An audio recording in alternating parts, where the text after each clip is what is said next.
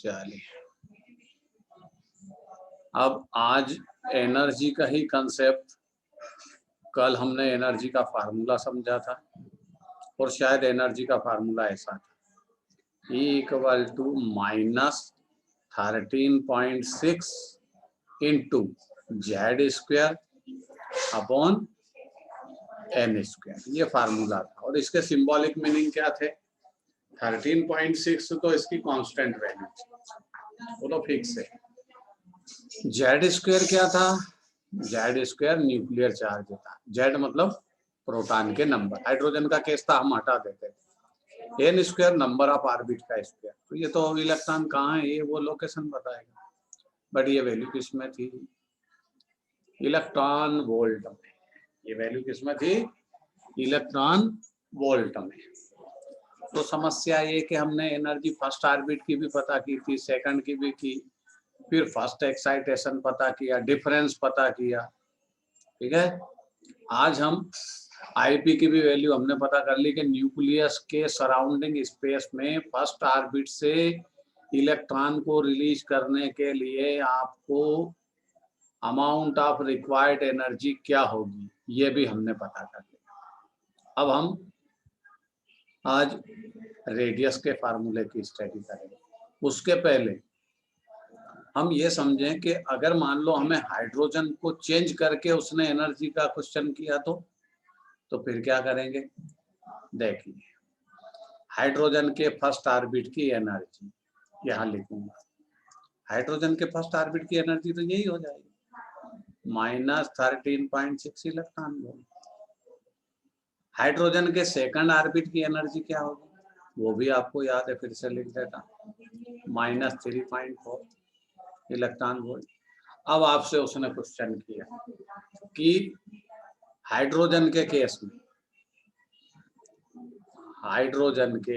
में, ठीक, हाइड्रोजन के केस में एनर्जी ऑफ फर्स्ट ऑर्बिट और एनर्जी ऑफ सेकंड ऑर्बिट का रेशो बताइए। Calculate the ratio between first orbit energy and second orbit energy. तो बताइए क्या होगा? E1 क्या होगा? E1 को तो कंसीडर आपको 1 करना पड़ेगा, बट ये क्या कंसीडर करना पड़ेगा? 1/4, तो रेशो बन जाए। आगे समझ में? थर्ड ऑर्बिट का रेशो बनाओगे तो यहाँ बना देता थर्ड ऑर्बिट का। थर्ड ऑर्बिट का रेशो क्या होगा? 1/9। फोर्थ ऑर्बिट का रेशो क्या होगा? 1/16। एन स्क्वायर ही तो चेंज होता रहेगा, जेड तो कांस्टेंट रहेगा ना हाइड्रोजन के केस में। ये इन चारों ऑर्बिट और बढ़ा लेते, इसको आगे इंक्रीज कर लेते। ये रेशो किसका हुआ? E3। ये रेशो किसका हुआ? E4। अब देखो, कल हमने एक स्टेटमेंट नोट किया था कि जो फर्स्ट ऑर्बिट की एनर्जी होती है वो मिनिमम होती है, लेकिन यहाँ तो सबसे हाईएस्ट दिखाई दे रही है। 1 तो सबसे बड़ा है ना, लेकिन माइनस साइन उसको सबसे स्मॉलेस्ट वैल्यू कर देता है। आप दिमाग लगा करके इसको कर सकते हो। अदरवाइज अगर ये पॉजिटिव वैल्यू रहोगे तो 1 बड़ा है, 1/4 तो छोटा होगा ना, स्मॉलेस्ट है। 1/9 और स्मॉलेस्ट, बट ये माइनस वैल्यू है, इसलिए ये सबसे मिनिमाइज होगा। फर्स्ट ऑर्बिट की एनर्जी, कल एक फार्मूला लिखा था, E1 से बड़ा, E2 से बड़ा, E3 ग्रेटर देन E4, ऐसा होता है। जैसे जैसे इलेक्ट्रॉन का ऑर्बिट इंक्रीज होता है उसकी एनर्जी इंक्रीज होती है, हम स्टेटमेंट लिख चुके हैं। ये तो हाइड्रोजन का केस हुआ, हाइड्रोजन के ऑर्बिट की रेशो आई।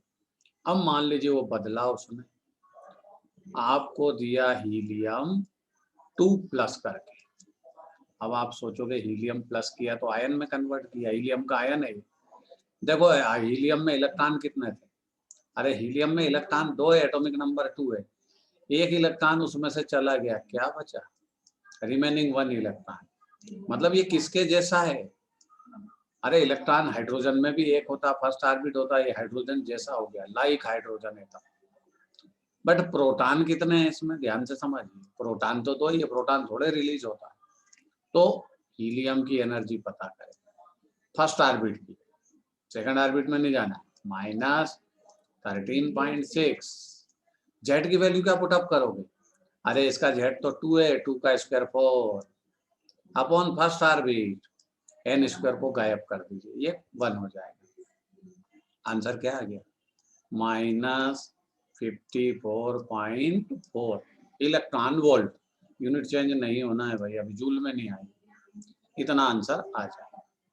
आगे आंसर, अब सोच समझ के ये आंसर दो दिमाग से कि हाइड्रोजन के फर्स्ट ऑर्बिट की एनर्जी हायर है या हीलियम के फर्स्ट ऑर्बिट की एनर्जी हायर है। तो आप आंसर दोगे सर हीलियम के फर्स्ट ऑर्बिट की एनर्जी लेस है, क्योंकि माइनस साइन है। देखिए हीलियम का आंसर क्या है, हीलियम का आंसर ये -54.4 इलेक्ट्रॉन वोल्ट। हाइड्रोजन की एनर्जी क्या है फर्स्ट ऑर्बिट की, कहाँ गया, यही वैल्यू होगी ये, तो छोटी तो ये है ना, माइनस साइन। अब चलिए लिथियम के पास चले। लिथियम में प्रोटॉन के नंबर 3, बट हमने उसके 2 इलेक्ट्रॉन रिलीज कर दिए, लाइक हाइड्रोजन एटम।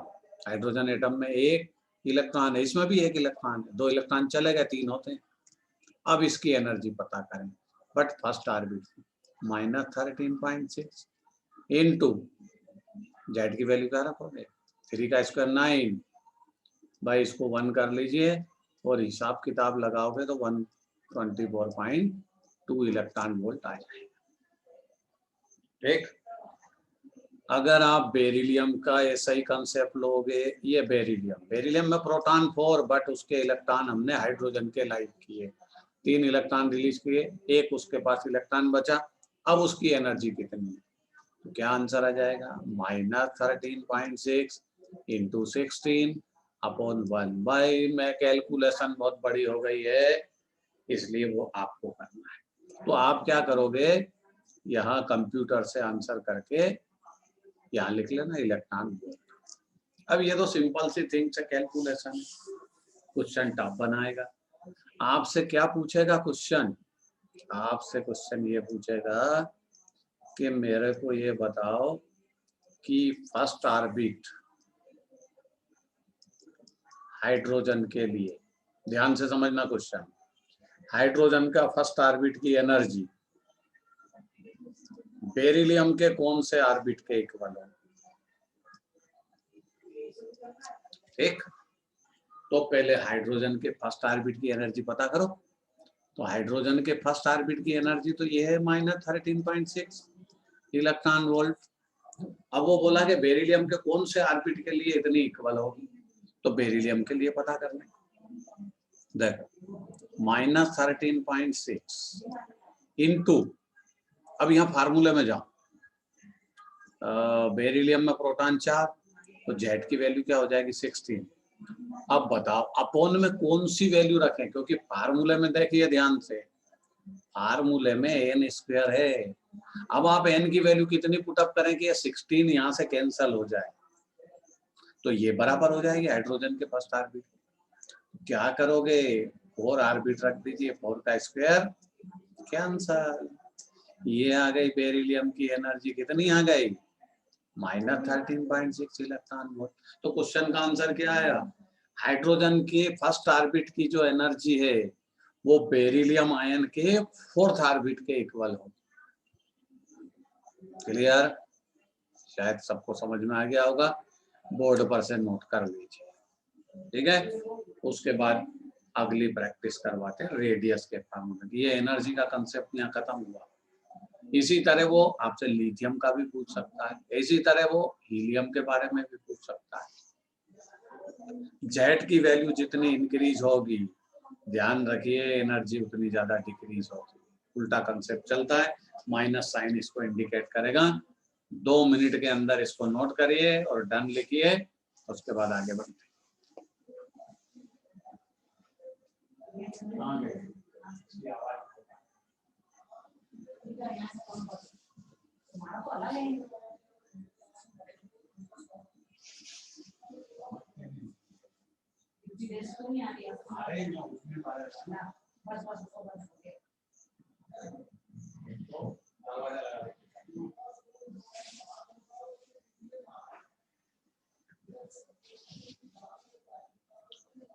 चलिए भाई, नोट कर लिया होगा। जब आप नोट कर लें तो डन लिखिए, उसके बाद हम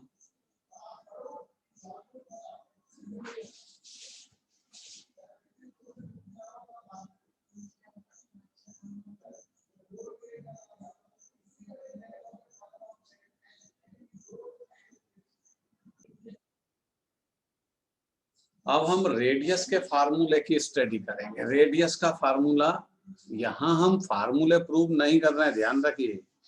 जब आप फिजिक्स में स्टडी करते हैं ये सारे फार्मूले प्रूव कर होंगे। एनर्जी का फार्मूला, एनर्जी कहाँ से आती है, अट्रैक्शन फोर्स एनर्जी को पैदा करेगा, और रेडियस का फार्मूला भी प्रूव करना है तो वो फिजिक्स में। केमिस्ट्री में डायरेक्ट फार्मूला लिखेंगे, रेडियस इक्वल टू 0.53, ये भी इसकी कांस्टेंट वैल्यू है, इनटू, ध्यान से समझिए, एन स्क्वायर अपॉन जेड। देखिए अभी आपके सामने एनर्जी का फार्मूला लिखा था, दोनों में डिफरेंस देखना। यहाँ एनर्जी का फार्मूला लिखूंगा साइड, एनर्जी का फार्मूला क्या था, -13.6, ये इसका कांस्टेंट फैक्टर था, Z square upon N square. देखो दोनों में क्या डिफरेंस है। यहाँ पर रेडियस के फार्मूले में जेड इनवर्सली हुआ, यहाँ रेडियस एनर्जी के फार्मूले में न्यूक्लियर चार्ज डायरेक्टली प्रोपोर्शनल था स्क्वायर। अब देखिए एन का क्या हुआ, यहाँ एन स्क्वायर डायरेक्टली प्रोपोर्शनल है तो यहाँ इनवर्सली प्रोपोर्शनल था। दोनों फार्मूले में डिफरेंस समझ लिया। अब डिफरेंस समझ लिया तो आ जाइए, यहाँ पर हम समझे कि ये कौन सी यूनिट में है, इसमें, इसको आप पहचानते हो, ये लेंथ को मेजर करने की एक यूनिट है, आर्मस्ट्रांग इसको बोलते हैं। इसकी डिफरेंट डिफरेंट वैल्यू है, मीटर में अलग होती है, मीटर से इसका रिलेशन है, सेंटीमीटर से भी रिलेशन होगा, पिकोमीटर से भी रिलेशन, बाद में लिखेंगे। रेडियस की बात करते हैं, ये न्यूक्लियस, ये फर्स्ट ऑर्बिट। तो रेडियस तो आप जानते हो, दुनिया जानती है रेडियस की डेफिनेशन क्या है, centre, distance between centre of nucleus to the outer most orbit called radius. ये रेडियस की डेफिनेशन। यहाँ से यहाँ तक की जो डिस्टेंस है फर्स्ट ऑर्बिट और न्यूक्लियस के सेंटर की, ये इसकी रेडियस हुई। ऑर्बिट एक ही होता है क्या, नहीं, बहुत सारे ऑर्बिट, ये सेकंड, ये थर्ड, ये फोर्थ, और एनी अदर, बहुत सारे ऑर्बिट है। और आप जानते हो जैसे जैसे ऑर्बिट इंक्रीज होंगे, जैसे फर्स्ट ऑर्बिट तो रेडियस कम होगी, सेकंड ऑर्बिट की रेडियस इंक्रीज होगी, थर्ड ऑर्बिट की रेडियस और हायर, फोर्थ ऑर्बिट की रेडियस और ज्यादा। ये फर्स्ट ऑर्बिट यहाँ डिजाइन कर।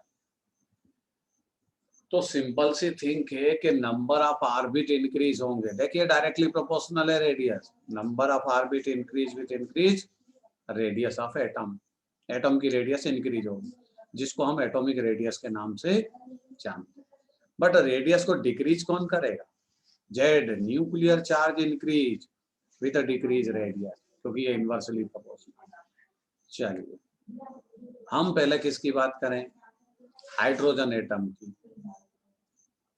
रेडियस 0.53 इनटू, अब हाइड्रोजन के पास तो फर्स्ट ऑर्बिट ही है ना, बट हम इमेजिन कर सकते हैं first orbit, second orbit, third orbit, fourth orbit. हम फर्स्ट ऑर्बिट की बात करें, बोलो एन के प्लेस पे क्या रखूं, 1 स्क्वायर, और जेड के प्लेस पे क्या रख दूं, 1, क्योंकि हाइड्रोजन का जेड 1 होता है। देखो ये आ गई हाइड्रोजन की रेडियस 0.53 ऑगस्ट, ठीक है, ये फर्स्ट ऑर्बिट की रेडियस है। अब आपसे पूछा कि सेकंड ऑर्बिट की रेडियस ला, ये r1, सेकंड ऑर्बिट की रेडियस 0.53, ये तो कांस्टेंट है, जेड की वैल्यू तो हाइड्रोजन के लिए कांस्टेंट होगी, 1 का कोई लेना देना नहीं, बट ये इंक्रीज होगा। यहाँ कितना रखोगे, 2 का स्क्वायर मतलब 4। अब देखो अगर इसको आप 1 रेशो में कंसीडर करें तो ये रेशो क्या हो गया, 4 टाइम, तो R1 R2 का रेशो क्या बन गया, R1 रेशो R2 1 रेशो 4। ये रेडियस का रेशो आ गया। तो रेडियस का कंसेप्ट क्या है? Radius increase with increase number of orbits but decrease with nuclear charge. यह हाइड्रोजन का केस है। चलिए अब थर्ड ऑर्बिट की रेडियस पता करें। R3 क्या होगा? ये 0.53 इंटू 9, ये 9 रेशो बन गया। अगली क्या आएगी? 16, ये बन गया 149 का 16 का रेशो। क्लियर? अब सबसे लोवेस्ट कौन सी है? फर्स्ट ऑर्बिट की रेडियस दिख रही है आंसर में, या माइनस साइन का कोई कंसेप्ट नहीं। अब ये क्वेश्चन आपसे जैसे हीलियम के बारे में बना, ये हीलियम प्लस हाइड्रोजन जैसा बना दिया, रेडियस पता करेंगे। लिथियम 3 डाई पॉजिटिव आयन बना दिया, और बेरिलियम वही कहानी 3 पॉजिटिव बना दिया, बट प्रोटॉन के नंबर कोई चेंज नहीं कर सकता, प्रोटॉन कांस्टेंट वैल्यू है। इलेक्ट्रॉन चेंज कर दिए, चलिए इलेक्ट्रॉन चेंज कर दिए तो ऑर्बिट तो चेंज हो गया ना, मतलब हीलियम की बात करें रेडियस में 0.53। ये भाई स्टूडेंट कहाँ रह जाते हैं जो इतनी इतनी देर से आते हैं। चलिए 0.53 हीलियम के फर्स्ट ऑर्बिट की रेडियस पता कर रहे हैं। फर्स्ट ऑर्बिट की रेडियस पता करोगे तो ध्यान दीजिए, फर्स्ट ऑर्बिट मतलब 1 का स्क्वायर, 1 बट जेड की वैल्यू 2, तो ये क्या हो गई? 0.53 डिवाइडेड बाई 2। हाइड्रोजन के केस में या हाइड्रोजन के कंपैरिजन में हीलियम प्लस आयन की रेडियस हाफ हो गई, डिक्रीज हो गई। ठीक, क्यों डिक्रीज हुई? अरे सीधी सी बात है, न्यूक्लियर चार्ज इंक्रीज होगा तो रेडियस डिक्रीज होगा, तो 2 टाइम मतलब 1/2 डिक्रीज होगा। चलिए आप तो समझ में आ गया होगा। इसकी बात करें इधर 0.53 अपॉन 3, तो ये क्या हो जाएगी? 0.53 अपॉन 3। जो प्रोटॉन के नंबर है उस रेस्पेक्ट में डिक्रीज होगी, इसमें आ जाएगी 0.53 डिवाइडेड बाय 4, ये आंसर आ गया। अब वही क्वेश्चन करेगा फिर से कि ये बताइए हाइड्रोजन के फर्स्ट ऑर्बिट की रेडियस लिथियम के कौन से ऑर्बिट के इक्वल होती है। तो देखते हैं, पहले हाइड्रोजन की पता करें। हाइड्रोजन के फर्स्ट ऑर्बिट की रेडियस तो फेमस है 0.53 आर्मस्ट्रॉन्ग। अब आपको लाना है किसके फर्स्ट ऑर्बिट की रेडियस? लिथियम 3। तो देखते हैं क्या होता है 0.53। अब यहाँ पर n स्क्वायर क्या है? n स्क्वायर तो ऑर्बिट का नंबर है, ऑर्बिट तो उसमें फर्स्ट हो गया ना, ऑर्बिट फर्स्ट हो गया, बट यहाँ पर प्रोटॉन के नंबर कितने हैं? 3। तो भाई इसमें कोई वैल्यू कहीं ना कहीं किसी ना किसी गड़बड़ी के कारण ये, आप किसका मल्टीप्लिकेशन करोगे ताकि ये 0.53 बने? तो वो आपको यहाँ किसका मल्टीप्लिकेशन करना है? n स्क्वायर का। तो आंसर लाना मुश्किल है, इसलिए हम किसका कंपैरिजन कर लें? जिसका हो सकता है। देखिए यहाँ पर कंपैरिजन करेंगे। हाइड्रोजन की फर्स्ट ऑर्बिट की रेडियस ये है 0.53 आर्मस्ट्रॉन्ग। हम बेरिलियम के पास चले। बेरिलियम 4 इसके कौन से ऑर्बिट के लिए? 0.53 इंटू, अब देखिए यहाँ पर अपॉन क्या लिखें?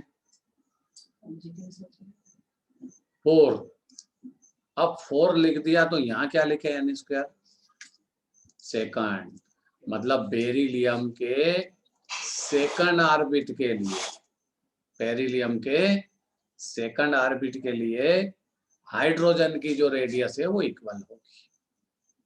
नोट कर लीजिए कहानी, यही क्वेश्चन इसमें आ सकता है। पूरी स्टोरी को नोट करिए, रेडियस के सारे फार्मूले हैं, और जब आप नोट कर लें तो मेरे को डन लिखिए, फिर हम वेलोसिटी का फार्मूला लेंगे। भाई ये क्या है, इनको क्या प्रॉब्लम है? ये कौन है? सिमरन ये नई स्टूडेंट, ये किसने नोट कर लिया भाई इतनी जल्दी? कौन? रुकिए जरा, इसने हमें नोट कर लिया।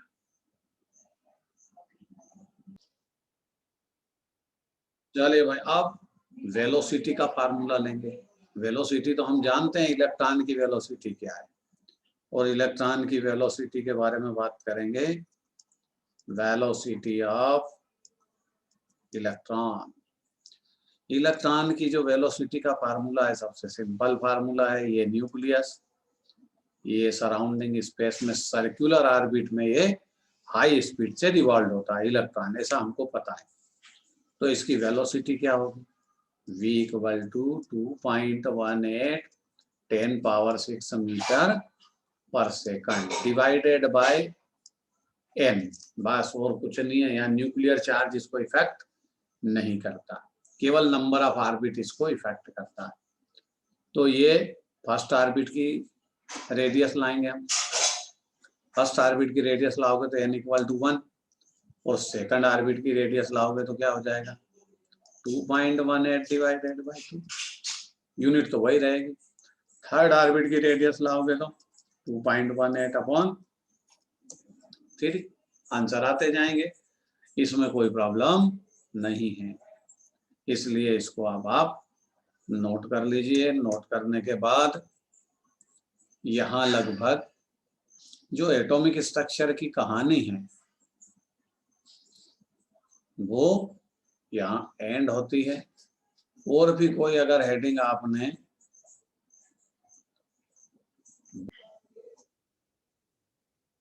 तो कोलिगेटिव प्रॉपर्टी जो थी, first relative lowering of vapour pressure, तो हमने स्टडी कर लिया था। आज सेकंड प्रॉपर्टी स्टडी करेंगे जिसका नाम है elevation in boiling point. Boiling point का एलिवेशन होता है। अब बॉइलिंग पॉइंट का एलिवेशन होता है, इसका मतलब पहले बॉइलिंग पॉइंट तो समझे क्या होता है। तो एग्जाम्पल के साथ यहाँ डायग्राम बनाएंगे। मानसी प्रेजेंट है। चलिए, ये वाटर है, इसको हम पहचानते हैं, इसलिए इसी का एग्जाम्पल बार बार यूज करते हैं। वाटर का बॉइलिंग पॉइंट पे डिस्कस करेंगे। H2O वाटर यहाँ किसकी तरह बिहेव करेगा? Pure solvent. अभी इसमें हमने कोई सॉल्यूट मिक्स नहीं किया, इसलिए प्योर सॉल्वेंट है। बोलिए वाटर का बॉइलिंग पॉइंट क्या होता है? 373 केल्विन, जिसको आप बदल के 100 डिग्री सेंटीग्रेड भी बोल सकते। प्योर सॉल्वेंट है तो इसका बॉइलिंग पॉइंट क्या है? 373 केल्विन। अब इसमें कोई नॉन वोलेटाइल सॉल्यूट मिक्स करें, ये मिक्स कर दिया तो आप इन जनरली ये तो खुद ही जानते हो कि किसी प्योर सॉल्वेंट में जब हम मिक्स करेंगे नॉन वोलेटाइल सॉल्यूट, तो ये क्या फॉर्मेशन हो जाएगा? ये आपने NVS मिक्स किया, नॉन वोलेटाइल सॉल्यूट, तो किसका फॉर्मेशन हो गया? सॉल्यूशन का। और राउल्स लॉ बोलता है कि प्योर सॉल्वेंट के कंपैरिजन में वेपर प्रेशर ऑलवेज डिक्रीज।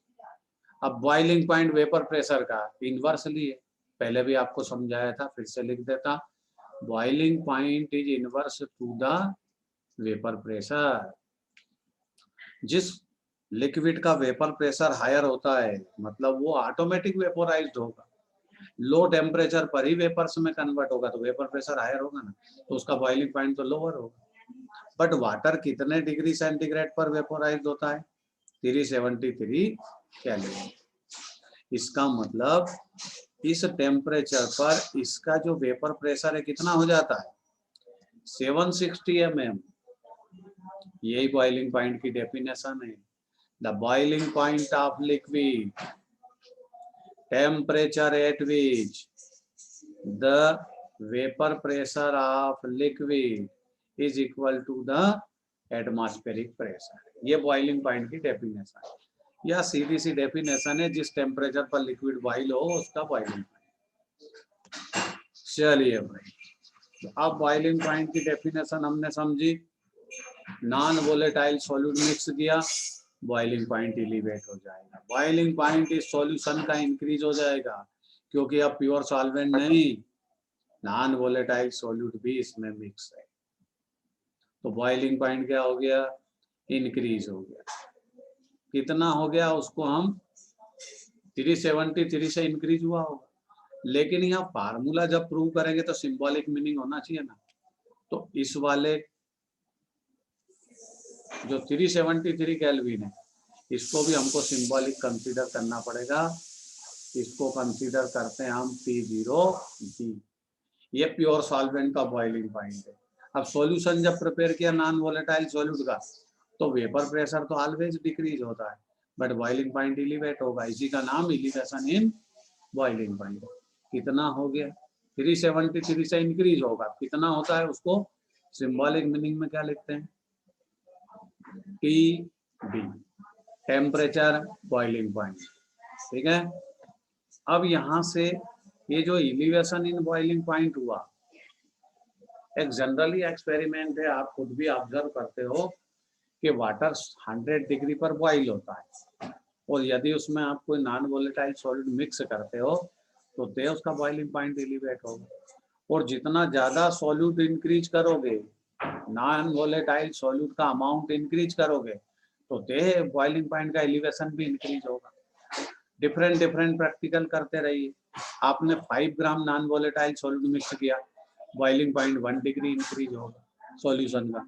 आपने 10 ग्राम नॉन वोलेटाइल सॉल्यूट मिक्स किया, एलिवेशन इन बॉइलिंग पॉइंट और ज्यादा इंक्रीज होगा। मीन्स आप क्या प्रूव करना चाहते हो कि elevation in boiling point is directly proportional to the mole of solute. वो सॉल्यूट के मोल पर डिपेंड है। सॉल्यूट के मोल इंक्रीज करोगे, बॉइलिंग पॉइंट इंक्रीज होगा सॉल्यूशन का। तो इसका मतलब हुआ कि increase boiling point with increase mole of solute. क्यों? सॉल्वेंट का तो मोल, सॉल्वेंट के जो बॉइलिंग पॉइंट है वो तो कांस्टेंट वैल्यू होती है। वाटर को आप 50 बार बॉइल करो, वो 373 केल्विन पर ही बॉइल होगा, बट उसके different solution different boiling point पर बॉइल होंगे, अपनी वेपर फेस में चेंज। तो समझाने का मतलब है कि एलिवेशन इन बॉइलिंग पॉइंट को क्या लिख सकते हैं हम? Del TB. ये है एलिवेशन ऑफ बॉइलिंग पॉइंट। कैसे पता करें? किसमें से किसको माइनस करें? ये फाइनल वैल्यू है सॉल्यूशन का, बॉइलिंग पॉइंट है, इसमें से इस सॉल्वेंट के माइनस कर दो। क्या आ जाएगा? TB minus T0B। ये आ गया एलिवेशन इन बॉइलिंग पॉइंट। अब समस्या ये कि elevation of boiling point solution का मोल पर डिपेंड है, मींस मोल ऑफ सॉल्यूट पर डिपेंड है। तो क्या होगा? Del TB is directly proportional to the molality of solution. ये एक्सपेरिमेंटल ऑब्जर्वेशन है कि del TB elevation in boiling point is directly proportional to molality of solution. Proportional के sign को चेंज करना पड़ेगा। Del TB equal to KB into M। KB एक constant है, और KB की वैल्यू यहाँ लिख देता मैं। KB कांस्टेंट है और इसको बोलते हैं एलिवेशन बॉइलिंग कांस्टेंट। KB की वैल्यू पता करना है आपको अगर, तो इस फार्मूले में जाइए, RT² upon latent heat of vaporisation into 1000। ये KB का फार्मूला है। KB कांस्टेंट है, पर्टिकुलर लिक्विड के लिए इसकी वैल्यू डिफरेंट डिफरेंट होगी, मतलब वैल्यू चेंज होती रहेगी अगर लिक्विड चेंज होगा। बट अगर कोई सेम लिक्विड है, वाटर है, तो उसकी KB की वैल्यू हर बार सेम आएगी। चलिए, KB कांस्टेंट है, इसको कैलकुलेट कैसे करें? R की वैल्यू पुट अप कर दें 8.314। T एब्सोल्यूट टेम्परेचर वाटर का बॉइलिंग पॉइंट, T² मतलब 373 केल्विन का स्क्वायर, ये पुट अप करिए। Latent heat of vaporisation, physics के नॉलेज है आपको, फिजिक्स अच्छी पढ़ते हैं आप, उसमें आपने पढ़ा होगा लेटेंट हीट ऑफ वाटर। मतलब वाटर की लिक्विड फेस से वेपर फेस में जाने के लिए कितना amount of energy water absorb करता है, वो उसकी लेटेंट हीट ऑफ वेपोराइजेशन, वो यहाँ पुट अप करेंगे और 1000। इससे आंसर आ जाएगा वाटर के लिए केबी का आंसर आता है 0.52 मोल इनवर्स इनटू कैलोरी। चलिए यूनिट से कोई लेना देना नहीं, अभी आ जाइएगा।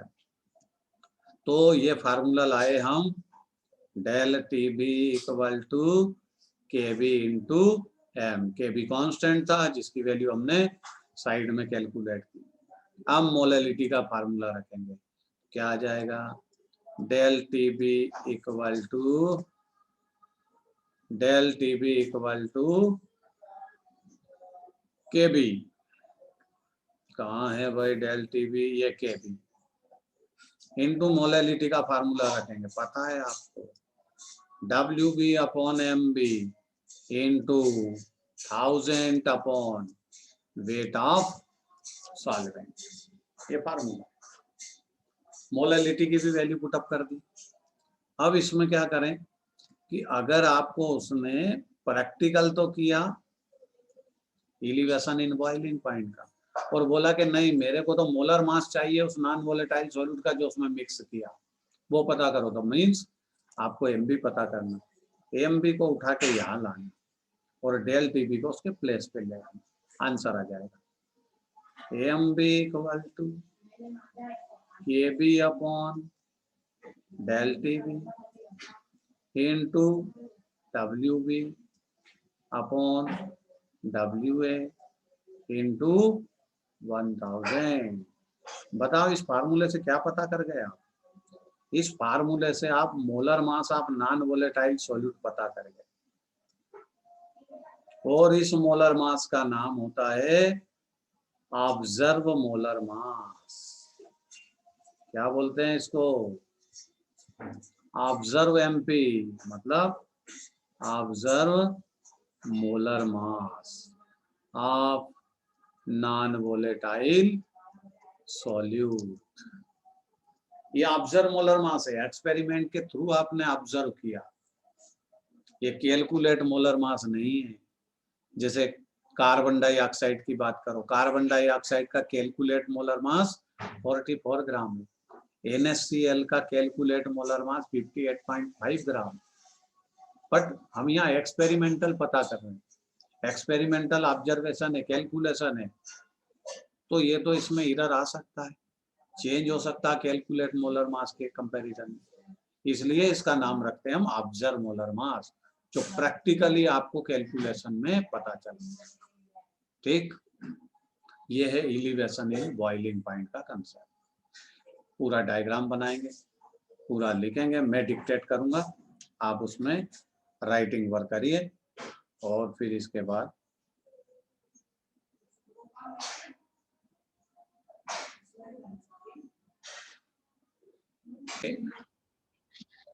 अब हम स्टडी करेंगे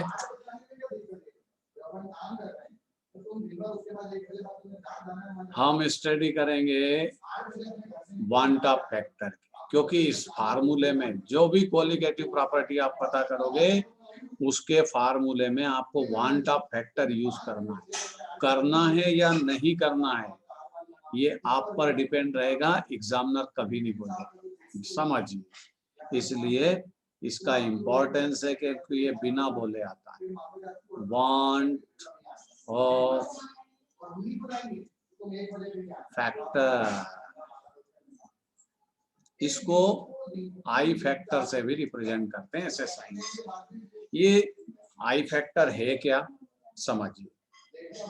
आई फैक्टर में कैलकुलेशन कैसे करते हैं, अभी आपने सॉल्वेंट को देखा, तो सॉल्वेंट तो एक ही टाइप का होता है, उसको प्योर सॉल्वेंट बोलते रहते हैं हम, बट सॉल्यूट दो टाइप के होते हैं।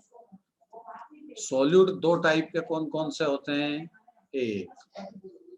एक सॉल्यूट वो जो नॉन इलेक्ट्रोलाइट होता है,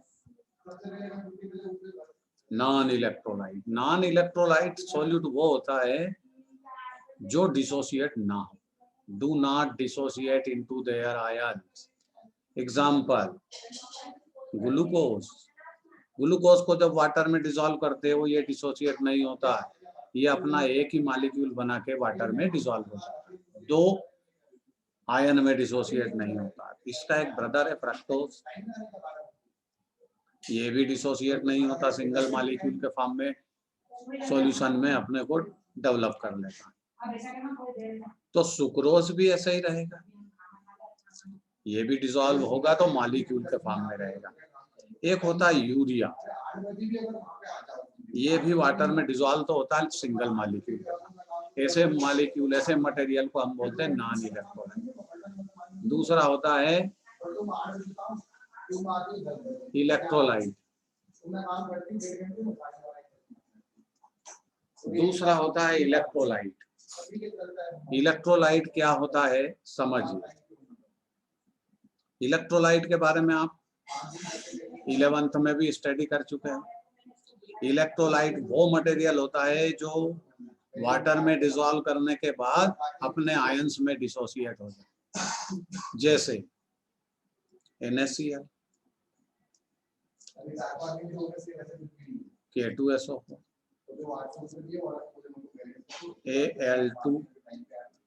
Al2SO4 होल थ्राइस।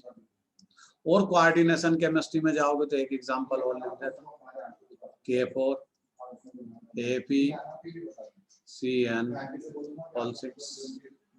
इस तरह ये भी इलेक्ट्रोलाइट है। इलेक्ट्रोलाइट वो होगा जो आयंस में डिसोसिएट होगा। और लिख लेते हैं एक और APCl3। अब ये डिसोसिएट, बॉन्ड ऑफ फैक्टर की स्टडी करना, ध्यान रखना। अब ये डिसोसिएट होंगे, जैसे आपने सॉल्यूशन प्रिपेयर किया तो NaCl कितने आयन डिसोसिएट करेगा। अब यहाँ पढ़े लिखे समझदार हो आप लोग, कितने आयन देगा ये, एक Na प्लस का, एक Cl माइनस का, दो आयन देगा। K2SO4 कितने आयन देगा 3। Al2SO4 देखो कितने आयन देगा 5। ये देखो कितने देगा, कोऑर्डिनेशन कंपाउंड है, ये अकेला आयन देगा और 4 ये देगा, टोटल कितने दिए 5।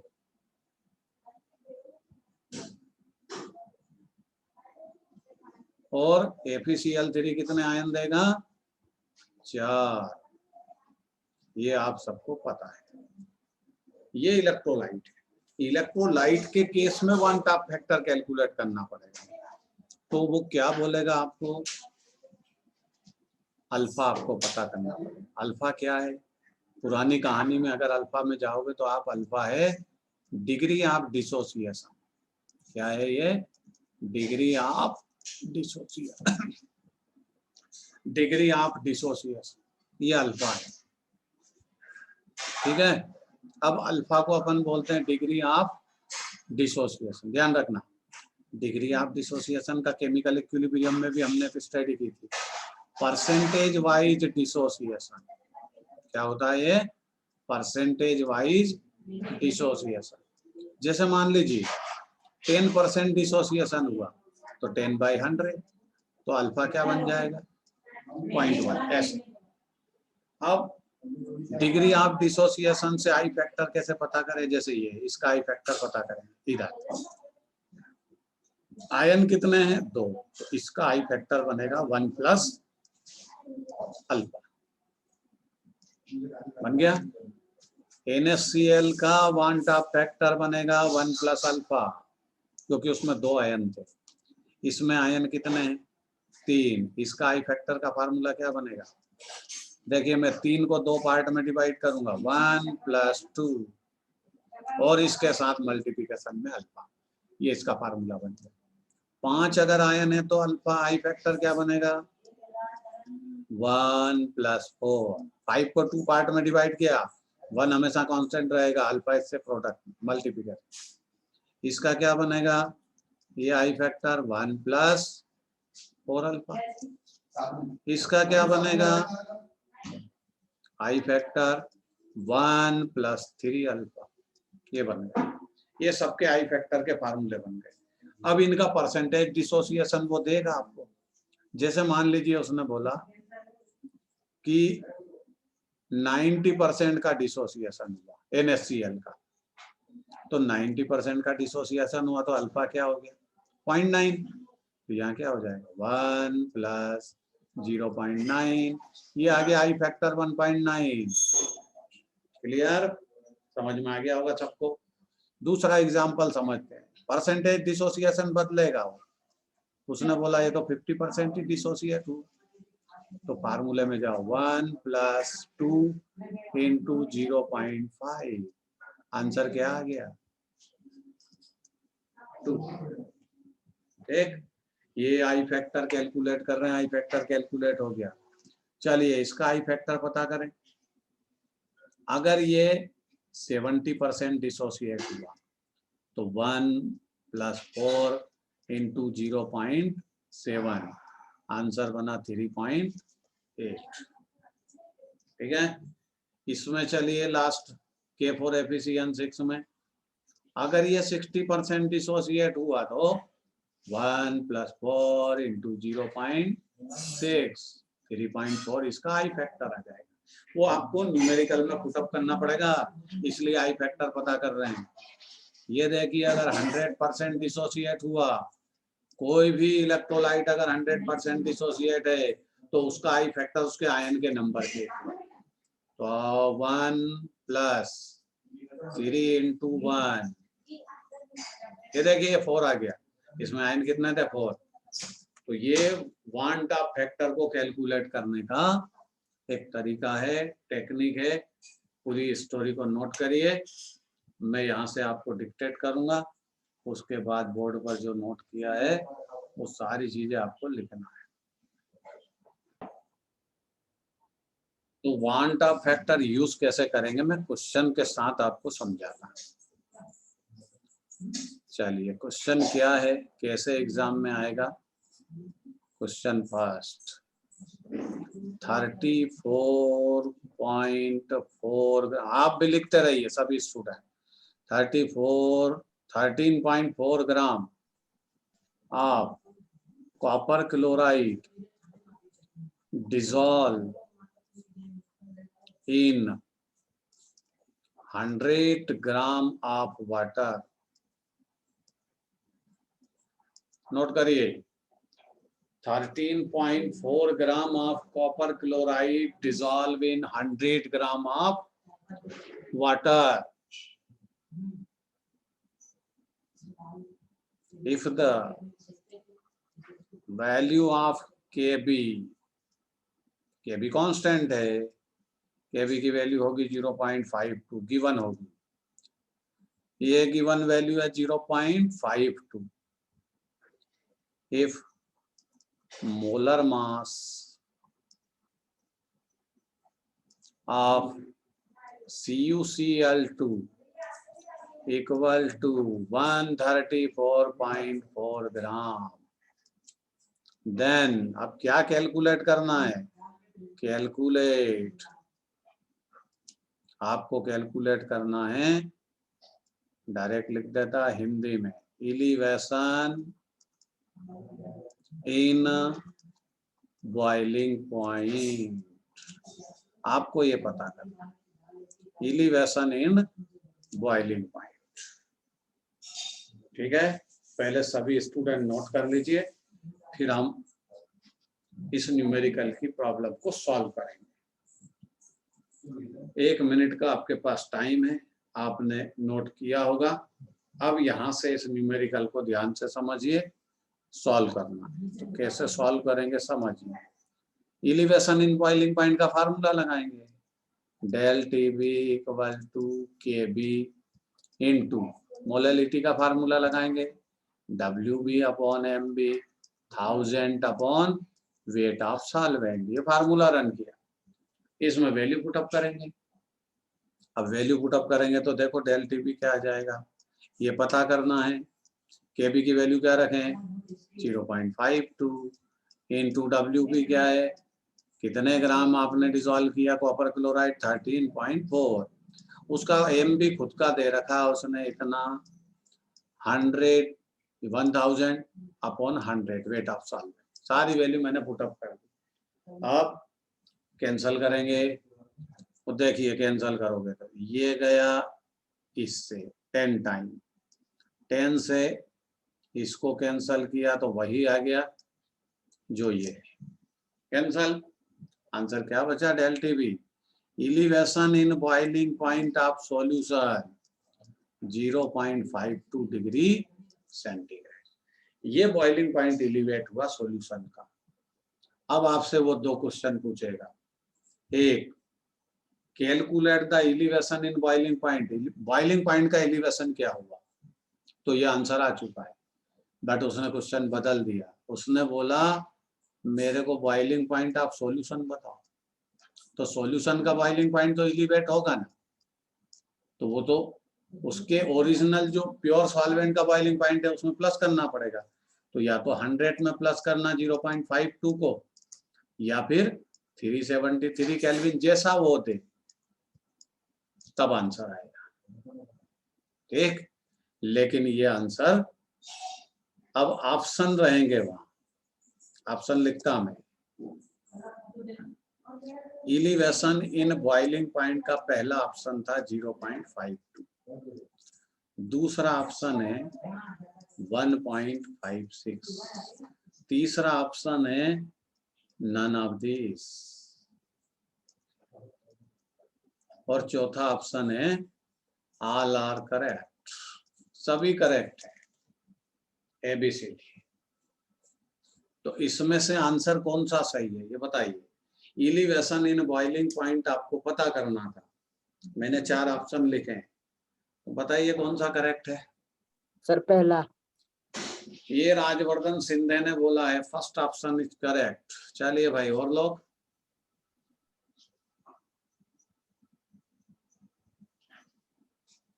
बाकी लोग कंफ्यूज है, बाकी किसी की आवाज नहीं है। चलिए, या तो किसी को समझ में नहीं आया, मैंने तो आंसर सामने लिख दिया, उसके बाद आंसर ना बोल पा रहे। आर्यन पाटिल, क्या हो गया?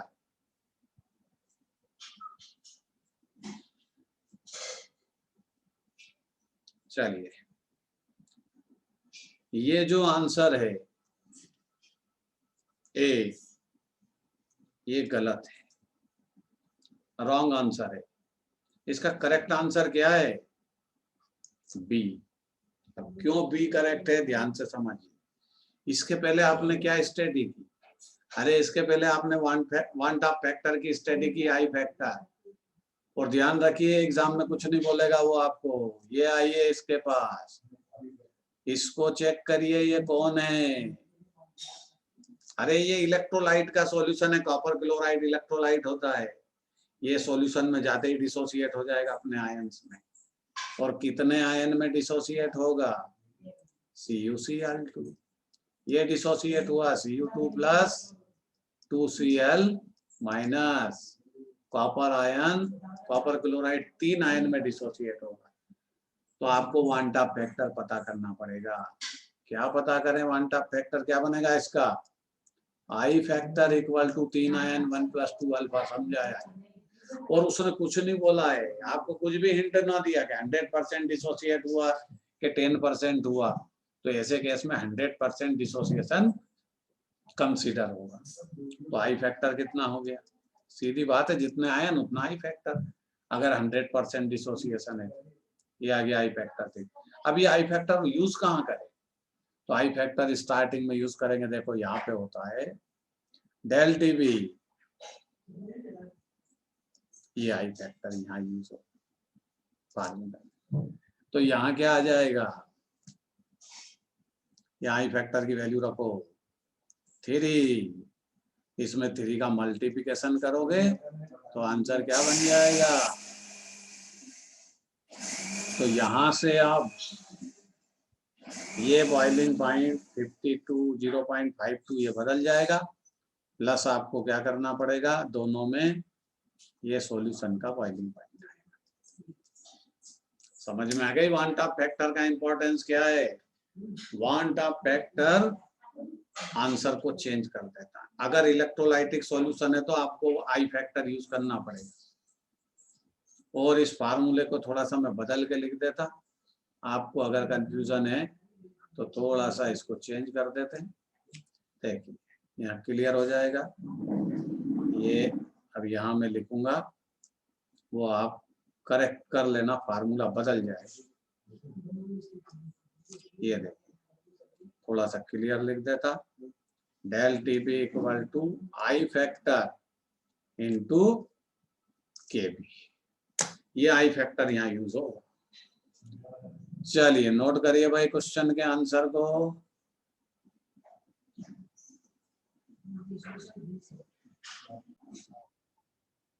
ये 0.1 मोलल सॉल्यूशन आपके पास है, और वो सॉल्यूशन किसका है?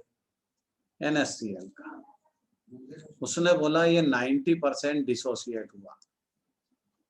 कितना डिसोसिएट हुआ?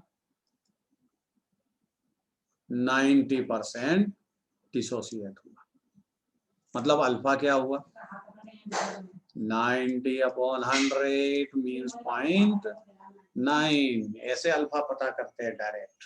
चलिए अभी क्वेश्चन सॉल्व करते हैं। 0.1 मोलल सॉल्यूशन NaCl का है, 90% उसका डिसोसिएशन हुआ। Kb की वैल्यू 0.52 है। तो आपको बताना है सॉल्यूशन का इलिवेशन इन बीपी, और दूसरी बात बताना है बीपी ऑफ सॉल्यूशन। दोनों बात पता करना है। चलिए सिंपल सी कहानी है, फार्मूला लगाते हैं, आ जाएगा answer. Del T B equal to, formula बदलेगा, I factor K B into M. ये सिंपल सा फार्मूला है, क्योंकि मोलैलिटी तो डायरेक्ट गिवन है ना, कहाँ W B M B put up करना है। 0.1 मोलल सॉल्यूशन है तो मोलैलिटी लगा देंगे डायरेक्ट, कोई W B upon M B लिखने की आवश्यकता नहीं। ये आ गया del T B. Del T B I factor, I factor पता करो NaCl का। ये लिखा भाई NaCl। NaCl कितने आयन देगा? 2। तो आई फैक्टर क्या बनेगा? 1 प्लस अल्फा। अल्फा की वैल्यू आपको पता है 1 प्लस 0.9, मतलब टोटल बना 1.9। आ जाइए इधर, 1.9 into K B 0.52 into 0.1, calculation करके आंसर बोलिए कितना आता है। उसके बाद उसमें प्लस माइनस कर लीजिए तो आंसर आपको मिल जाएगा। आंसर आपको बोलना है। चलिए अब यहां से स्टडी करते हैं ऑर्बिट के कंसेप्ट को। जैसे कल हमने स्टडी की थी, ये न्यूक्लियस, न्यूक्लियस के सराउंडिंग स्पेस में ऑर्बिट, और ये electron. First orbit, second orbit, ये थर्ड ऑर्बिट, ये फोर्थ ऑर्बिट। और यहाँ पर फार्मूला क्या यूज किया था आपने? 2n²। n number of orbit, तो फर्स्ट ऑर्बिट में कितने इलेक्ट्रॉन होंगे? 2। सेकंड में कितने होंगे? 8। Third 18, fourth 32। और वैलेंसी सेल का रूल क्या था? In the valency shell, valency shell मतलब आउटर मोस्ट ऑर्बिट, इसका रूल क्या था? From 1 to 8 electron only. Valency shell में 1 to 8 इलेक्ट्रॉन फिलअप करेंगे, 9 इलेक्ट्रॉन फिलअप करने की कोशिश मत करिए। ये रूल रेगुलेशन हमने स्टडी की, इसी के अकॉर्डिंग हम आज इलेक्ट्रॉन को डिस्ट्रीब्यूट करेंगे। इलेक्ट्रॉन को जब आप डिस्ट्रीब्यूट करोगे तो अलग अलग टाइप के यहाँ पर एलिमेंट आपके सामने आएंगे, उनका डिस्ट्रीब्यूशन करेंगे। जैसे हाइड्रोजन से स्टार्ट करते हैं। हाइड्रोजन 1, 1 इलेक्ट्रॉन, तो फर्स्ट ऑर्बिट में 1 होगा, बस काम खत्म। हीलियम के पास 2 इलेक्ट्रॉन, तो फर्स्ट ऑर्बिट में 2 फिलअप कर सकते हो। ये डायग्राम इसका। लिथियम 3, एटॉमिक नंबर 3 मतलब electron 3, 2 1। Beryllium 4, 2 2। boron 5, in the first orbit 2, second 3, carbon 6, 2 4, nitrogen 7, 2 5, ये डिस्ट्रीब्यूशन हुआ। अब ऑक्सीजन के पास चलेंगे तो ऑक्सीजन का डिस्ट्रीब्यूशन क्या है? ऑक्सीजन 8, ये इसका एटॉमिक नंबर 2 6, फ्लोरीन 9, 2 7, नियॉन 10, ये नोबल गैस है। In the first orbit 2 second 8, इसका ऑक्टेट कंप्लीट होता है, इसीलिए नोबल गैस। नियॉन 10 के बाद क्या आएगा? Sodium 11, in the first orbit 2, second 8, at last 1, ये इसका वैलेंसी सेल है सोडियम का। लास्ट वैलेंसी सेल में 1 इलेक्ट्रॉन है। आगे चलिए मैग्नीशियम पर आइए। मैग्नीशियम 12, 282, एल्यूमिनियम 13, इसको आप डिवाइड करेंगे। सिलिकॉन 14 को आप डिवाइड करेंगे। मैं यहाँ लिखता हूँ फास्फोरस 15, 285, सल्फर को आप डिवाइड करेंगे 16, क्लोरीन 17, 287, आर्गन 18, ये भी इनर्ट गैस है क्योंकि इसका ऑक्टेट कंप्लीट है, थर्ड सेल में 8 electron, noble gas. Potassium 90, in the first orbit 2 second 8, total 10, remaining 9, 8 1, क्योंकि 9 लास्ट ऑर्बिट में फिलअप नहीं कर सकते। Calcium 20, in the first orbit 2 second 8, total 10, remaining 10, 8 2, ये कैल्शियम का डायग्राम। सभी डायग्राम नोट करिए। फिर इसके बाद रैंडमली जो दूसरे एलिमेंट्स होते हैं जिनमें इलेक्ट्रॉन डिफरेंट डिफरेंट होंगे, वहां से हम पता करेंगे।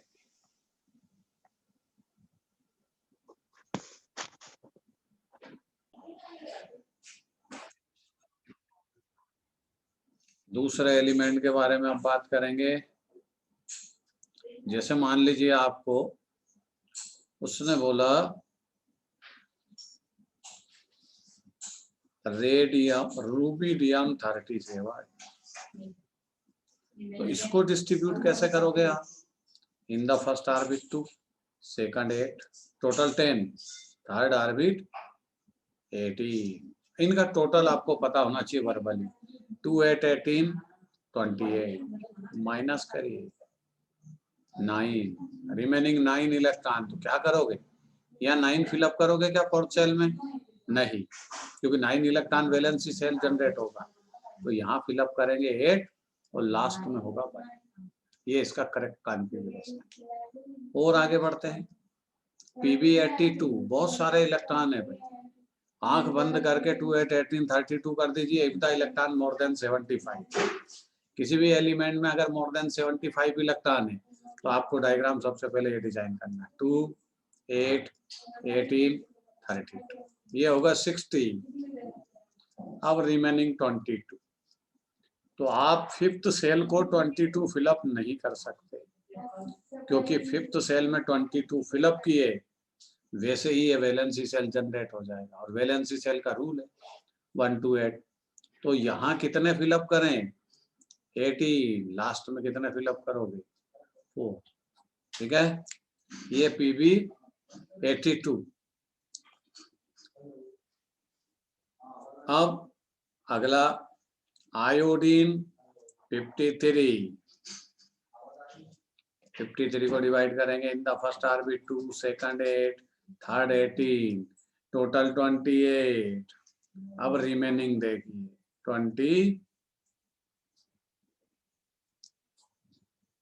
53, तो ये 25 रिमेनिंग होंगे, ठीक है।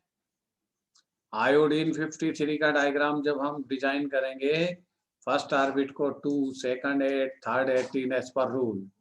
अब आपके पास इलेक्ट्रॉन रिमेनिंग है 25, तो आप 25 भी फिलअप नहीं कर सकते, 32 तो फिलअप कर ही नहीं सकते क्योंकि 32 तो है ही नहीं आपके पास। तो यहाँ क्या करें भाई? 32 से लेस रेंज क्या होगी? 18 7, इस तरह। चलिए बेरियम के पास चलते हैं। Barium 56 in the first orbit 2, second 8, third 18, ये हो गया 28, रिमेनिंग 28, जो रिमेनिंग है उसको चेक करना पड़ेगा। 28 रिमेनिंग है, 28 फिलअप कर नहीं सकते, 32 फिलअप कर नहीं सकते, तो क्या फिलअप करोगे? 18 माइनस करिए 18, रिमेनिंग 10। अब फिफ्थ सेल को 10 फिलअप नहीं कर सकते, क्योंकि 10 फिलअप करोगे ये वैलेंसी सेल जनरेट हो जाएगा। तो क्या फिलअप करे? 8 2। ये इसका एक्सटेंशन। डायग्राम बनाइए चारों, उसके बाद हम एक दो एलिमेंट की और स्टडी करेंगे इसी तरह, और फिर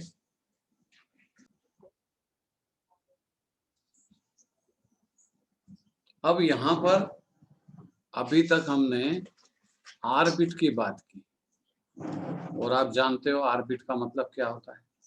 आर्बिट को आप सेल बोलते हैं, और आर्बिट या सेल का मीनिंग क्या है? Circular path of electron around the nucleus. ये जैसे न्यूक्लियस, इसके सराउंडिंग स्पेस में न्यूक्लियस जिस सर्क्यूलर पाथ में रिवॉल्व होगा उसका नाम orbit. First orbit, second orbit, third orbit, fourth orbit और एनी अदर। ऑर्बिट्स को एन से रिप्रेजेंट करते हैं, 1 2 3 4 सो एंड सो।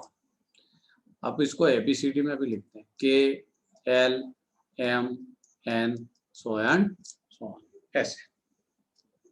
अब ऑर्बिट के बाद आते हैं, जैसे ये सेल है, सेल के बारे में आपने स्टडी की। एटम में सेल के इनसाइड क्या होते हैं? सब सेल। सब सेल के इनसाइड क्या होते हैं? ऑर्बिटल्स। देखिए अलग अलग स्टोरी चलेगी। कल या आज तक हमने क्या स्टडी की? ऑर्बिट की, around the nucleus circular path of electron, उसको ऑर्बिट बोलते हैं या सेल बोलते हैं। सेल के इनसाइड क्या है? सब सेल। अब इनमें इलेक्ट्रॉन को फिलअप करेंगे। अब ये पहले समझे सब सेल कितने होते हैं। सब सेल होते हैं 4। कितने सब सेल होते हैं? 4। कौन कौन से? एक का नाम एस। एस कहाँ से आया? एस आया शार्प की स्टार्टिंग वर्ड्स एस। अब ये एस जो सब सेल है, इसमें इलेक्ट्रॉन कितने आते हैं? मैक्सिमम 2। ये रूल है, ठीक है, ध्यान रखिए। दूसरा आता पी सब सेल, इसका नाम प्रिंसिपल। इसका पी इनिशियल जो वर्ड है उसको लिया। इसमें इलेक्ट्रॉन कितने आते हैं?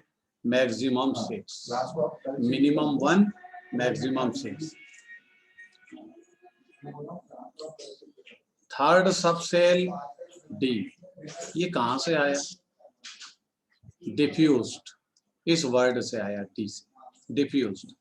इसमें मैक्सिमम इलेक्ट्रॉन की पॉसिबिलिटी कितनी होगी? 10। और लास्ट सब सेल है एफ, जो होता है फंडामेंटल। फंडामेंटल का जो शब्द है फर्स्ट एफ, इससे एफ को जनरेट किया, और इसमें इलेक्ट्रॉन कितने होते हैं? 40। समझ में आई रूल रेगुलेशन? सेल के इनसाइड एटम में सब सेल होते हैं, सब सेल होते हैं 4। उनकी डिटेल मैंने आपको एक्सप्लेन की, एस सब सेल, पी सब सेल, डी सब सेल, एफ सब सेल। कहाँ से उनको जनरेट किया है, और उनकी maximum finding probability of electron, उनमें मैक्सिमम इलेक्ट्रॉन कितने आपको मिल सकते हैं, वो भी रूल रेगुलेशन समझाए। एस में कितने आएंगे? एस सब सेल है, एस में कितने इलेक्ट्रॉन आएंगे? 2। पी में 6, डी में 10, एफ में 14।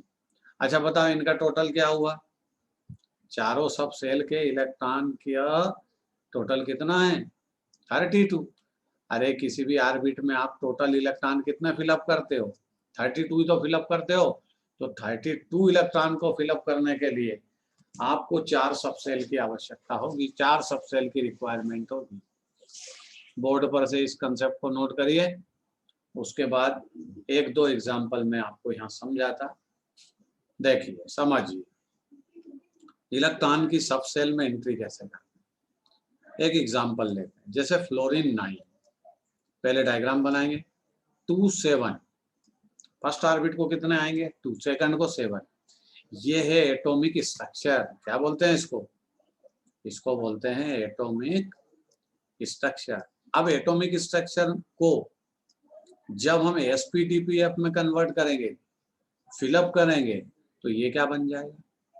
कॉन्फ़िगरेशन। इलेक्ट्रॉनिक कॉन्फ़िगरेशन बोलने लगेंगे उसको। फ्लोरीन का जो इलेक्ट्रॉन टोटल कितने हैं 9। ध्यान से समझिए, फर्स्ट ऑर्बिट को कितना रखोगे 2, सेकंड को 7। अब इनको हम इन सब सेल में एंट्री करें। रूल रेगुलेशन ध्यान रखना। सबसे पहले ऑर्बिट का नाम लिखते हैं फर्स्ट। ये लिख दिया क्योंकि ये तो फर्स्ट ऑर्बिट है ना। इसमें इलेक्ट्रॉन कितने हैं 2। कौन सा सब सेल यूज करेंगे? एस। याद रखिए रूल, कोई भी ऑर्बिट, फर्स्ट ऑर्बिट हो, सेकंड ऑर्बिट हो, थर्ड ऑर्बिट और any other, start from S सब सेल। क्या रूल है? Orbit, any orbit start from S सब सेल। किसी भी ऑर्बिट को आपको एस से ही स्टार्ट करना पड़ेगा। और एस में मैक्सिमम इलेक्ट्रॉन कितने फिलअप करना पड़ेंगे 2। क्या लिखोगे? फर्स्ट ऑर्बिट में तो है ही 2 इलेक्ट्रॉन, इसको लिखेंगे 1, फिर लिखेंगे एस, और इस पर ऊपर लिखेंगे 2, क्योंकि इसमें 2 इलेक्ट्रॉन आते हैं। ये लिखने का पैटर्न, राइटिंग पैटर्न। दूसरा, अब सेकंड ऑर्बिट में कितने हैं 7 electron, but orbit start from S सब सेल। हमेशा आपको ऑर्बिट को एस सब सेल से स्टार्ट करना है, चाहे वो कोई सा भी ऑर्बिट हो। और एस में 2 इलेक्ट्रॉन से ज्यादा फिलअप नहीं कर सकते। तो 7 इलेक्ट्रॉन सेकंड ऑर्बिट में, बट स्टार्ट कहाँ से करेंगे 2। ये ऑर्बिट का नाम। कहाँ से स्टार्ट करोगे? एस से।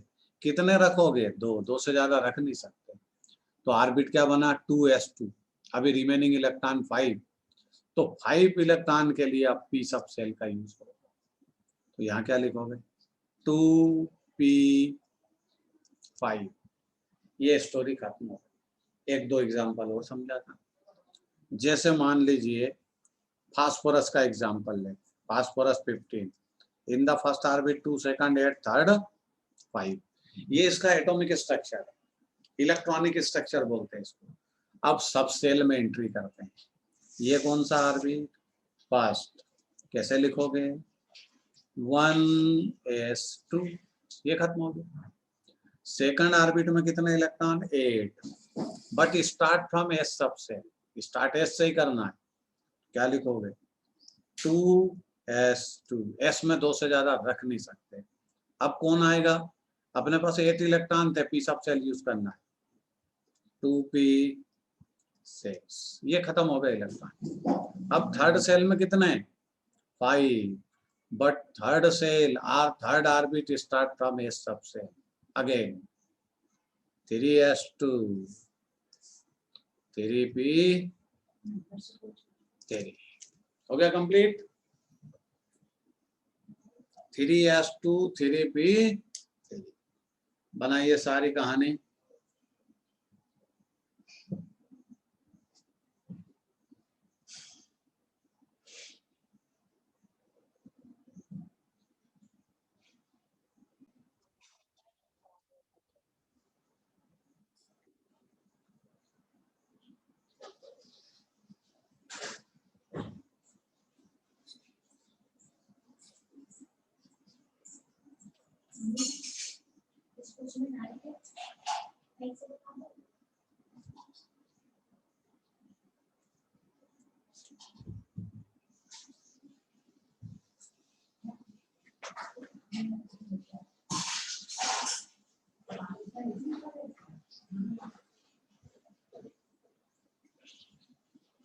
चलिए भाई, एक ने नोट किया।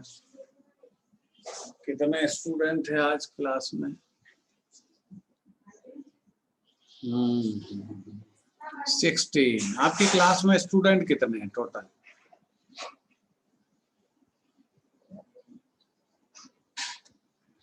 किसको पता है? ईसा सूर्यवंशी को पता होगा। टोटल स्टूडेंट कितने? इतने ही हैं 16, 22 अराउंड, 5-6 गायब है। चलिए होने दीजिए, जो गायब है उसका दुनिया में कोई पता नहीं लगा सकता।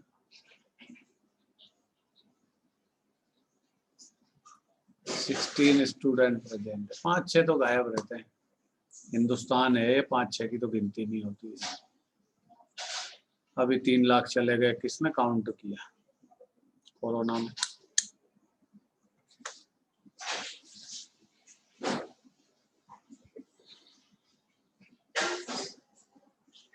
चलिए अब आगे प्रैक्टिस करेंगे, इसी को आगे बढ़ाएंगे। सबने नोट कर लिया है, सबके मैसेज आ गए हैं। चलिए अब ये सब सेल का कंसेप्ट हुआ। सब देखिए, कहानी ऐसे है, कहानी को ध्यान से सीक्वेंस में स्टोरी आगे बढ़ती जाएगी। सबसे पहले से, फिर क्या आया? सबसे, अब क्या आएगा? अब आएगा आर्बिटर। ठीक, देखते हैं आर्बिटल क्या होता है। आर्बिटल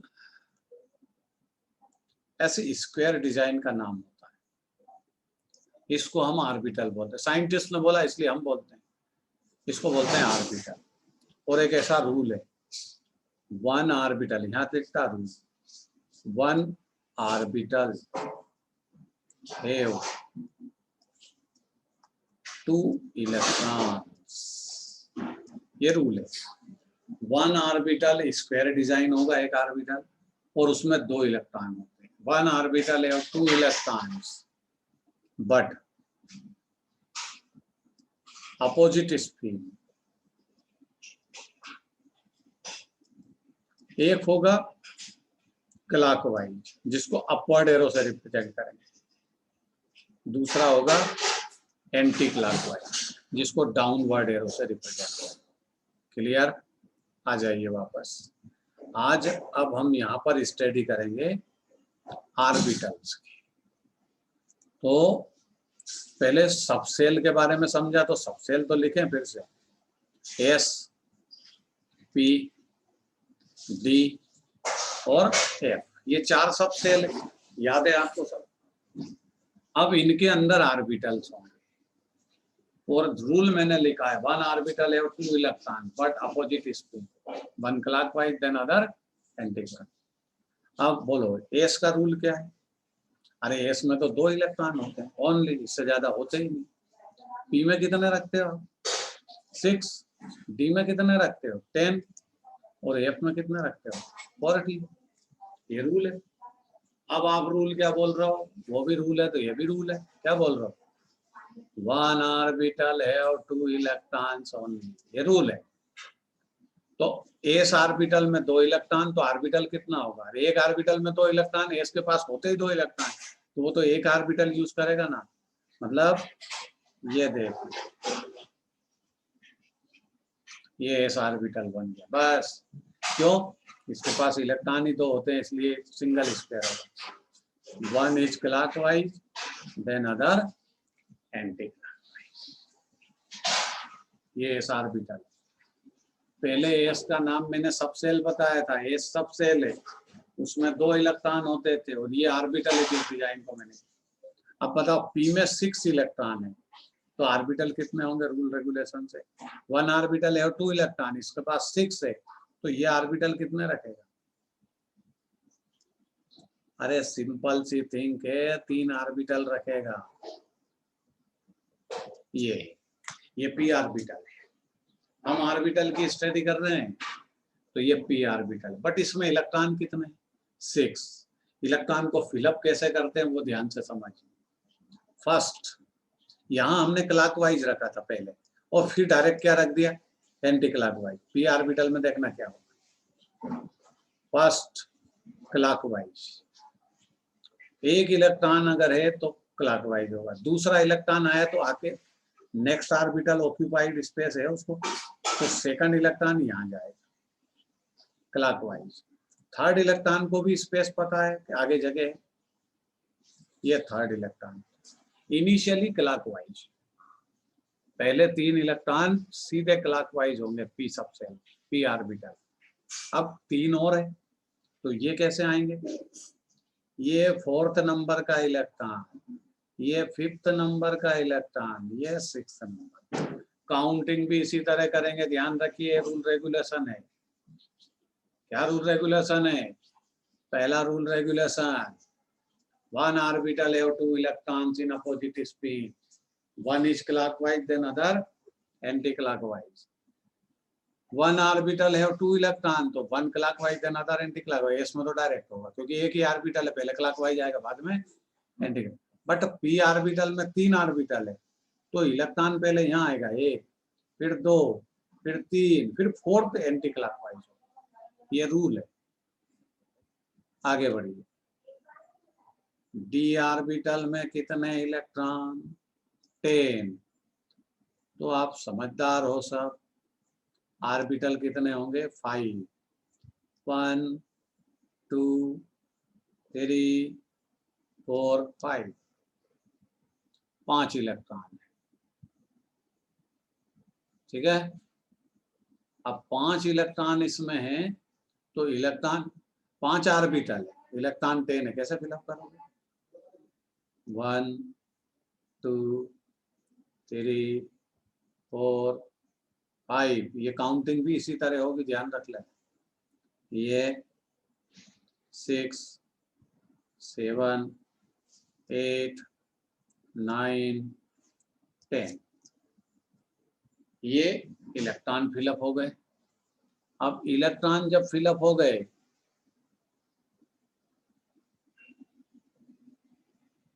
आगे बढ़ेंगे। कौन सा ऑर्बिटल?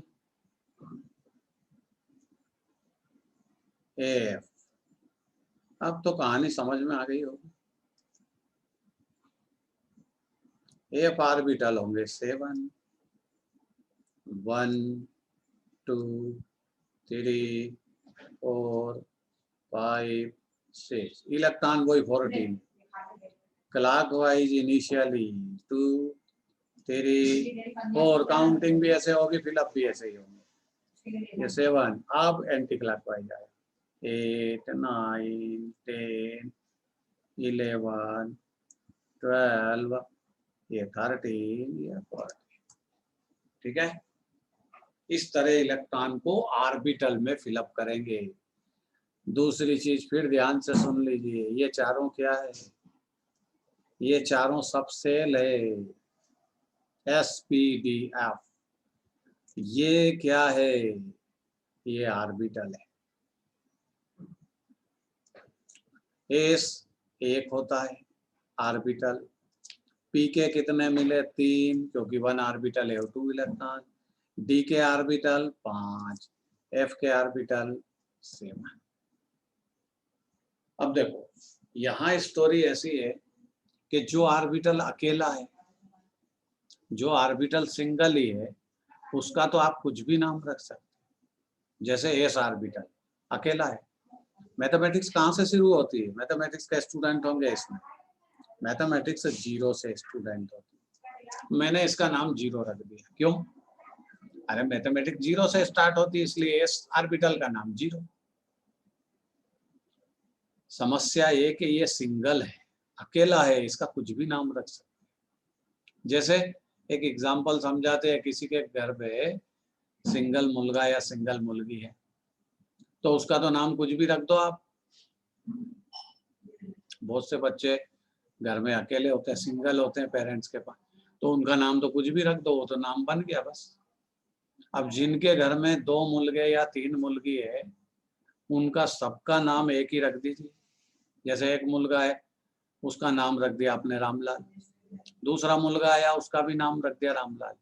पिताजी ने आवाज लगाई रामलाल, तो दोनों रामलाल आएंगे। तो नाम बदल के रखना पड़ेगा ना। एक का नाम रामलाल तो दूसरे का नाम श्यामलाल, तीसरा हुआ तो घनश्याम, चौथा होगा तो फिर बाद में बताएंगे। अभी यहाँ 3 की बात कर रहे हैं। तो यहाँ पी ऑर्बिटल कितने हैं? 3। इनके भी आपको 3 नाम अलग से डिसाइड करना पड़ेगा। मैथमेटिक्स के बेस पे नाम रखते हैं। इस सेंटर वाले का नाम 0। मैथमेटिक्स में आप देखते हो सेंटर एक्सिस क्या होती है? 0। इधर चलोगे तो माइनस, इधर चलोगे तो एक्सिस प्लस होती है। इसी तरह इसको इसके अकॉर्डिंग इसमें नेमिंग की। जैसे सेंटर पी ऑर्बिटल 3 है तो सेंटर वाले का नाम 0, तो इसका नाम -1, इसका नाम +1। ये हो गए 3 नाम। अरे तीनों का आइडेंटिफिकेशन सेपरेट हो गया ना। आप किसी को भी आवाज लगाओगे तो अलग अलग पहचान में आएंगे। चलिए डी ऑर्बिटल के नाम रखें। सेंटर वाले का नाम हमेशा 0 रखें। इसके भी सेंटर वाले का नाम 0 रखेंगे। अब इधर उधर चलते हैं। इधर उधर चलेंगे तो भाई अपने को यहाँ नाम रखेंगे। आप इसका ये एक्सिस पर -2, ये -1 नाम बन गया। ओ सॉरी, ये गलत हो गया। इसका नाम क्या रखना पड़ेगा अपने को? इसका नाम 1 रखना पड़ेगा। क्या रखना पड़ेगा? 1। चलिए आप लिख लीजिए, मैं कैंसल कर देता उसको। ये काट करके क्या लिख दूं? 1 और ये 2, ये नाम हो गए। इसकी नेमिंग क्या करोगे? -3, -2, -1, 0, 1, 2, ये नेमिंग हो गई। ठीक है, नोट करिए। इस स्टोरी को आप नोट करिए जो मैंने आपको समझाई। मैंने आपको ऑर्बिटल का कंसेप्ट समझाया। चलिए आगे बढ़ेंगे भाई। अब ऑर्बिटल के कंसेप्ट के बाद आता है, एक डायग्राम बना के समझाऊंगा ऑर्बिटल में डिस्ट्रीब्यूशन कैसे करते हैं। सिंपल सा, sulphur 16 in the first orbit 2 second 8 third 6। ये डायग्राम, इसका डायग्राम क्या बनेगा? 1s2 2s2 2p6 third orbit 3s2 3p4। देखिए डायग्राम, ये बनेगा 1s2, ये बन गया 1s2। क्या प्रॉब्लम? कोई प्रॉब्लम नहीं। 2s2 ये बन गया 2p6, ये p ऑर्बिटल के 3, बट इलेक्ट्रॉन 1 2 3 4 5 6, ये बन गया लास्ट। ये 3s2, ये 3p4। 4p4 को ध्यान से बनाइए। 1 2 3, ये 4, खत्म भाई इलेक्ट्रॉन। इसका मतलब लास्ट ऑर्बिटल की बात करें यहाँ, तो ये ऑर्बिटल कैसा है? 2 इलेक्ट्रॉन है। इस ऑर्बिटल को बोलते हैं हम पेयर्ड ऑर्बिटल।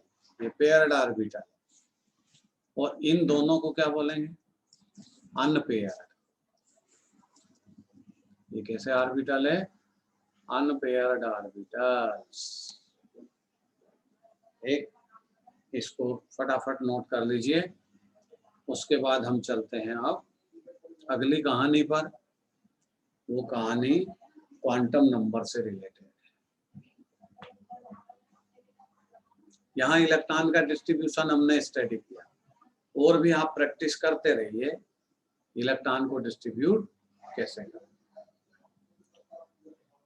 चलिए नोट कर लिया सबने?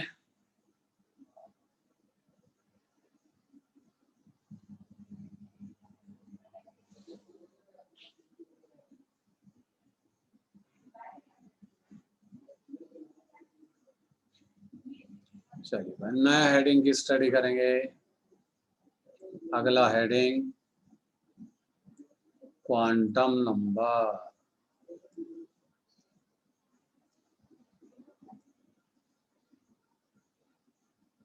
हेडिंग लिखिए क्वांटम नंबर। क्वांटम नंबर की आवश्यकता हमको क्यों हुई? क्वांटम नंबर डिसाइड करेंगे position of electron.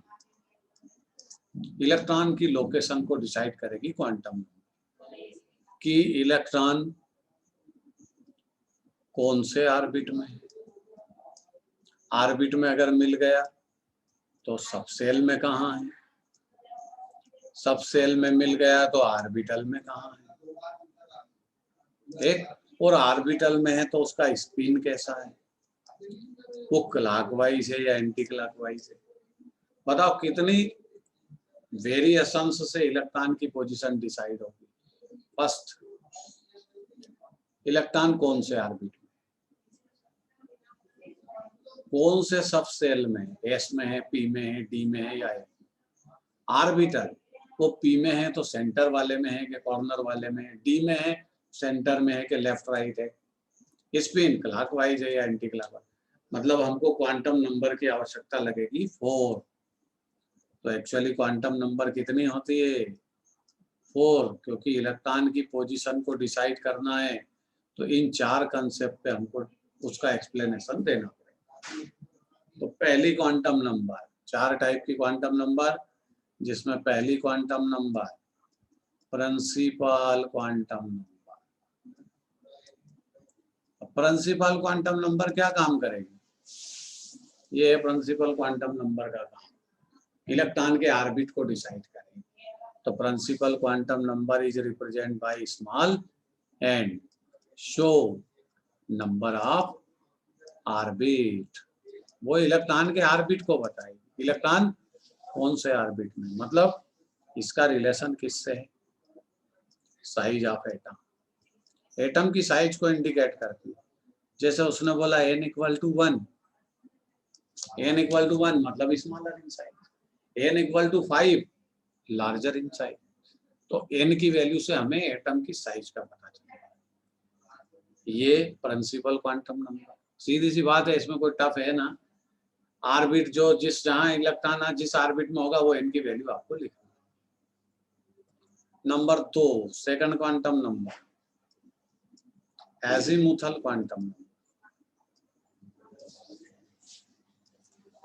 Azimuthal quantum number, इसको एंगुलर क्वांटम नंबर भी बोलते हैं। एंगुलर क्वांटम नंबर, दो नाम है इसके। इसको रिप्रेजेंट किससे करते हैं?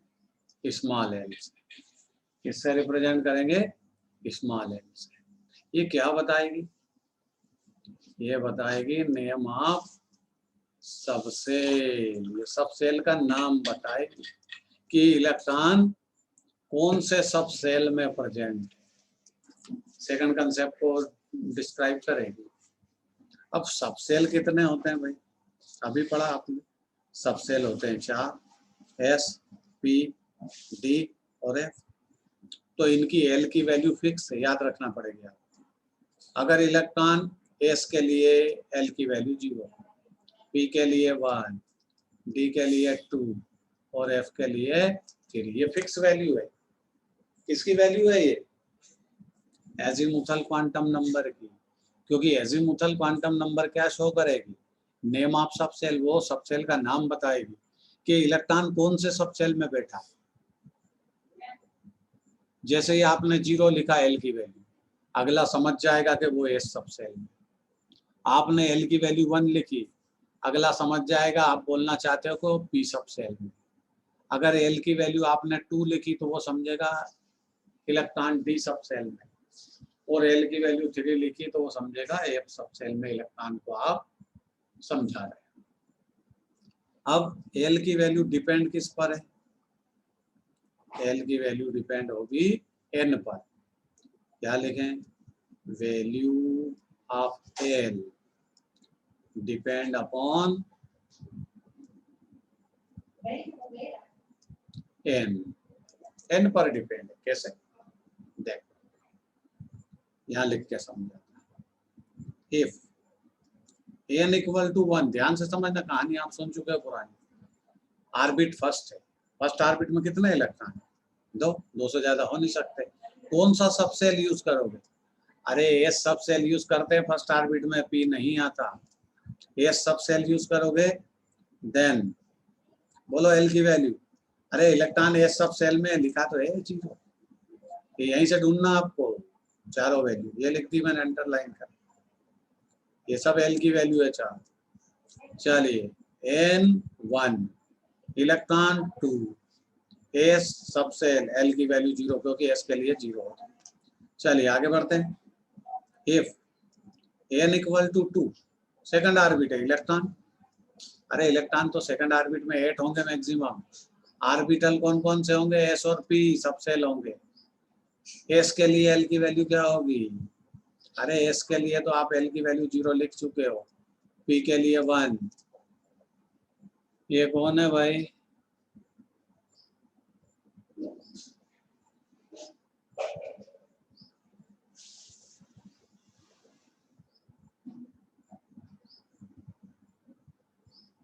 चलिए, तो L की वैल्यू क्या है? S के लिए 0, P के लिए 1।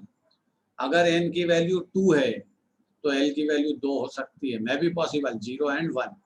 क्यों हो सकती है S की वैल्यू, L की वैल्यू 2? अरे सेकंड ऑर्बिट है तो इलेक्ट्रॉन S सब सेल में भी हो सकता, मैं भी पॉसिबल P में भी हो सकता, इसलिए L की वैल्यू 2 होगी, 0 1। हाँ, अगर इलेक्ट्रॉन S सब सेल में तो L की वैल्यू 0 ही लिखना है, फिर 1 नहीं लिखना। अगर इलेक्ट्रॉन p सब सेल में है तो L की वैल्यू 1 लिखना है, 0 नहीं। वो ऑर्बिटल को डिसाइड करेगी कौन से सब सेल में इलेक्ट्रॉन है। Azimuthal quantum number decided name of सब सेल, मैंने लिख रखा है, ये लिखा है, अंडरलाइन कर देता। ये सब सेल के नाम को डिसाइड कर। इफ अगला n equal to 3, third shell 18 electron, कौन कौन से सब सेल होंगे? sp_d 3 होंगे 18 इलेक्ट्रॉन के, तब L की वैल्यू पॉसिबल होगी L इक्वल टू 0 1 2। 3 सब सेल की वैल्यू होगी, एक की 0, एक की 1, एक की 2। इलेक्ट्रॉन थर्ड सेल में है बट वो d सब सेल में, तो L की value 2। If n equal to 4 electron 32, सब सेल sp_d आप चारों होंगे, तब L की वैल्यू क्या लिखना पड़ेगी पॉसिबल? 0 भी हो सकता, 1 भी हो सकता, 2 भी हो सकता, 3 भी हो सकता, लेकिन सबके लिए फिक्स वैल्यू है। नोट करिए बोर्ड पर से।